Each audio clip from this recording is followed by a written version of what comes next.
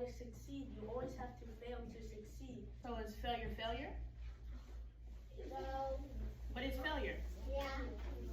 What is failure? Give me your ideas. Somebody tell me. Yes, ma'am. Maybe when you fail a grade or like a test or something. But what if we're hearing over here that failure is not an end all? Then what is failure? It starts with a T, has 3 letters. Starts with the T, has 3 letters. What is a failure? You said a letter. I was like, okay. Yes, failure is not a failure. Failure is a try. How many of you guys are willing to try something? Give me a number. 5. 5 people are willing to try. 6. 6 people are willing to try. Oh Lord.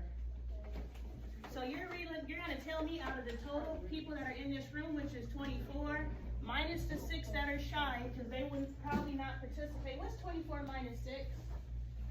18, 20. All right.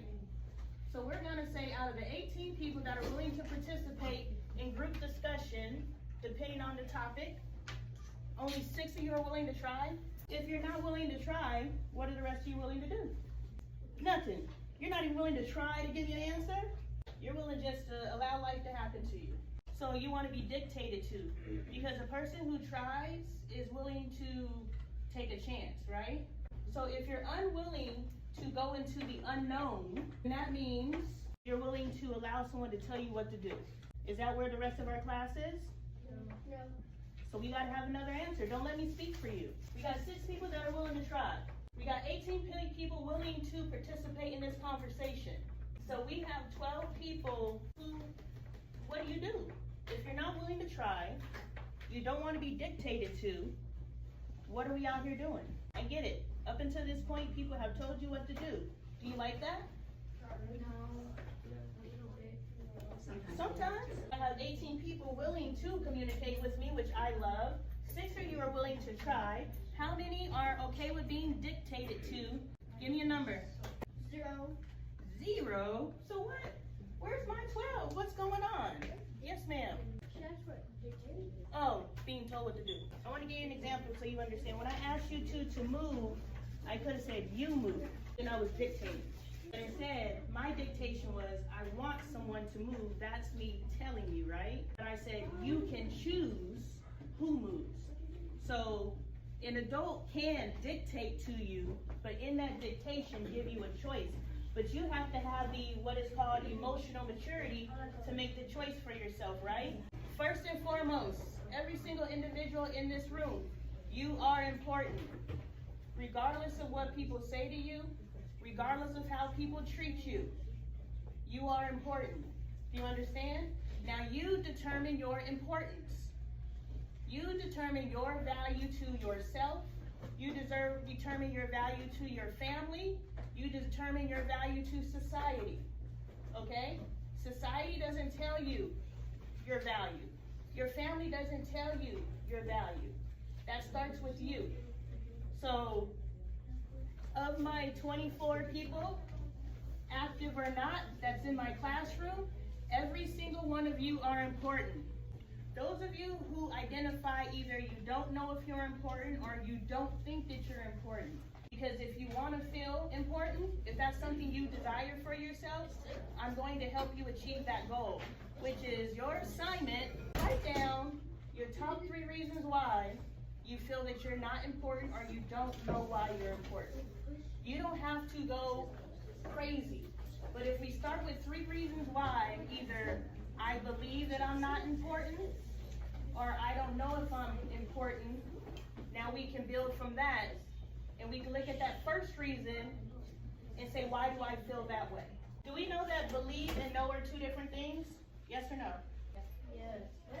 Those of you who may or may not understand the difference between believe and know. At some point in your life, you believed in Santa Claus if it was allowed, and whatever your family structure is, you insert something that in your youth you believed in. Some point in your life, you moved into a space of knowing that Santa Claus wasn't real. So we moved from a space of belief into a space of knowing. If we want to move through our lives, do we want to one finger up if you want to believe in something, two fingers up if you want to know something? Oh, you can be both. Or three. Circumstantial. Okay. My whole point is, if you believe that you're not important, you don't know if you're not important. Work to a space of where you know that you're important. Because right now you believe something, but anything you could believe can be debunked and changed. Move into a space of knowing. And just like, if one of the things that you've written down, I want to give you further assignment before you guys go. One of the things you've written down, depression, you feel invisible. Of those things, now you're going to ask yourself why. How do you want your art to sell? Are you going to be like, hey, I'm posting on my social network that I do art if you want to buy a piece? Or are you a critically acclaimed artist, Vincent van Gogh, and you haven't thought about it? All right, think about it, okay? Because you have to, as I know your 7 habits. What is habit number 2? Boom, okay, begin with the end in mind. You're never going to achieve a goal if you never set the goal. Do you understand? I want to be a makeup artist. What kind of makeup artist do you want to be? What's the clientele that you want to have? What's the price point that you want to see? Do you want to be a mall makeup artist or do you want to be a traveling makeup artist? What type of makeup, what do you want? Begin with the end in mind.